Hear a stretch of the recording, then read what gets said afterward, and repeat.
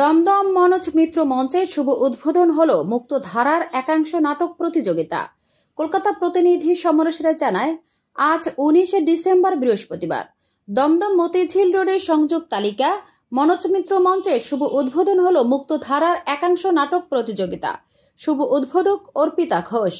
শুভ সূচনায় উপস্থিত ছিলেন দমদমের বিধায়ক তথা রাজ্যের মন্ত্রী ব্রাত্য বসু।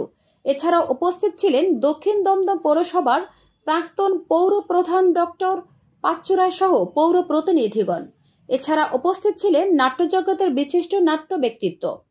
মুক্তধারার এই একাংশ নাটক প্রতিযোগিতা চলবে 18 ডিসেম্বর থেকে 22 ডিসেম্বর পর্যন্ত। এই নাটক প্রতিযোগিতায় থাকবে প্রশ্ন উত্তর পর্ব ও অনুদান কর্মসূচি। শুভ সূচনার পরে উপস্থিত অতিথিদের সম্মানী করেন এবং অতিথিরা সংক্ষিপ্ত বক্তৃতা রাখেন।